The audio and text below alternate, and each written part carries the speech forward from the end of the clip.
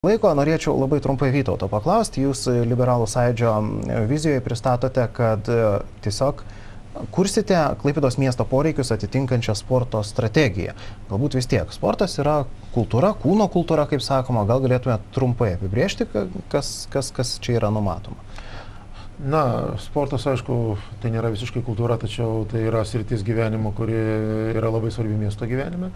Ir, aišku, gaila, kad mes tiek mažai turim laiko apie tai pakalbėti, tačiau kiek mes kalbėjome apie kultūrą, apie kultūros problemas, apie kultūros uostą. Tai aš tik tai bendrinamas pasakysiu, kad, kaip ir sakiau, kultūros uostas Klaipėdoje turi tapti neužšąlančios kultūros uostų. Ir tame neužšąlančios kultūros uoste dar reikia tikrai atlikti nemažai gilinimo darbų, kad kultūros laivyba joje būtų kiek įmanoma intensyvesnė ir patrauklesnė. Kalbant apie sporto situaciją Klaipėdoje, tai tikrai labai plati tema ir aš manau, jinai verta būtų netgi atskiros laidos. Iš tiesų, sporto bazių situacija Klaipėdoje galbūt nėra tragiška. Šiai dienai ypatingai žiūrint į perspektyvą ir vertinant netrukus atidarysiančios duris universaliosios sporto arenos. Mane vėlgi džiugina kaip klaipėdietį, kad galų gale jau matome viziją tam tikrą, kad Klaipėda turės ir savo normaliai funkcionuojančius baseinus, tačiau kiek reikėjo to laukti. Tai tas laikas iš tiesų yra prarastas ir labai gaila.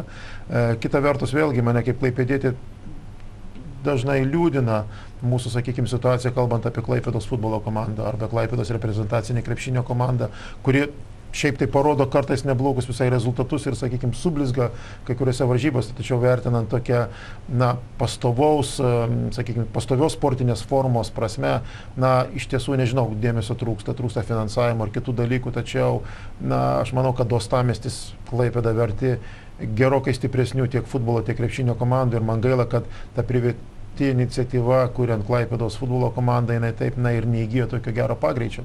Vėlgi, ar efektyviai veikia, sakykime, šiandieną sporto sritį kuruojančios savivaldybės institucijos. Vertinti galėtų galbūt labiau sportininkai. Man dažnai tenka susidurti su žmonėmis, kurie ateina skundžiasi, kad viena ar kita sporto šaka negavo finansavimo. Viena ar kita sporto šaka, ypatingai buriuotojai, nesulaukia deramo dėmesio, nors vėlgi kalbam apie Klaipėdą kaip jūrų valstybės simbolį ir sporto šaka kaip buriavimas lyg ir turėtų sulaukti gerokai didesnio dėmesio. Man sudėtingai tos klausimus atsakyti, nematant, sakykime, tos sporto strategijos šiandieninių, sakykime, aiškių orientyrų. Aš manau, kad vienas dalykas - griauti arba pradėti nuo nulio nereikia nieko. Reikia vis tik tais labai aiškiai apsibriežti prioritetinių sporto šakų, sakykime, ratą, skaičių ir joms skirti, sakykime, įmanomai reikalingą, deramą, adekvatų finansavimą. Tačiau jokių būdų negali būti taip, kad, sakykime, kai kurios sporto šakos ypatingai sprendžiančios vaikų jaunimo užimtumo klausimus ir gana efektyviai lieka be dėmesio. O aš visiškai neseniai šį pirmadienį priėmime su gyventojais buvau susitikęs ir mane aplankė vaikų sportinio dailiojo čiuožimo, meninio čiuožimo entuziastai, tėvai, kurie tiesiog skundėsi, kad Klaipėdoje mes neturime galimybės tiesiog už savo pinigus, nuomojamės ledą tam pačiam Akropolyje, mokam treneriai atlyginimą savo ir dėja jokios pagalbos nesulaukime. Tai aš suprantu, kad tai galbūt nėra prioritetinė miesto sporto šaka, kad tai galbūt nėra ta sritis, kuri turi gauti 100% finansavimą ar kofinansavimą. Tačiau be dėmesio palikti sporto šakas arba sritis, kurios iš tiesų iš esmės sprendžia jaunimo užimtumo klausimus, mes tikrai negalime. Ir aš manau, kad šiame darbo bare iš tiesų reikia labai rimtos analizės ir labai rimtų adekvačių sprendimų.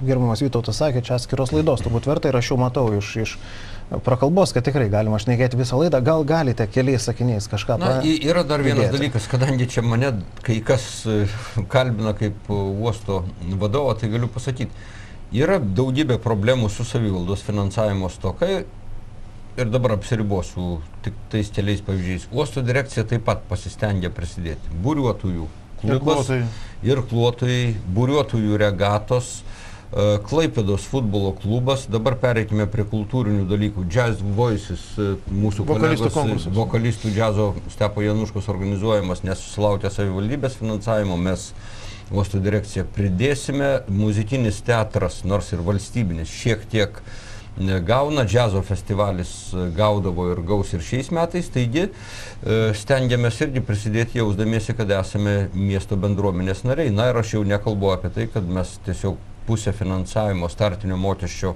sumokame tam, kad Klaipėdoje šiais metais įvyktų The Tall Ships Races, tai yra didžiųjų burlaivių regata, tai yra pasidaliname su miestų startinio mokesčio finansavimas. Stengiamės prisidėti prie tų dalykų, suprasdami, kad kartais savivaldybė ne iš blogos valios, tačiau iš pinigų stokos nepajėgi daug prie ko prisidėti. Tai nors būdami valstybinė įmonė, o ne municipalinė, mes vis tik tai stengiamės ir stengsimės irgi palengvinti miesto naštą, nors kartais ir matome tam tikras ydas miesto kultūros ar sporto politikoje. Mes visi esame to paties Klaipėdos kultūros uosto žmonės. Super. Ačiū Jums. Ačiū Jums, kad šiandieną pas mus atėjote. Aš visiems priminsiu, pas mus svečiavosi mokslų daktaras Eugenijus Gentvilas, dėkui Jums, ir taipogi docentas Vytautas Grubliauskas. Ačiū Jums. Ačiū Jums, kad žiūrėjote. Gražaus šventinio vakaro. Sudie.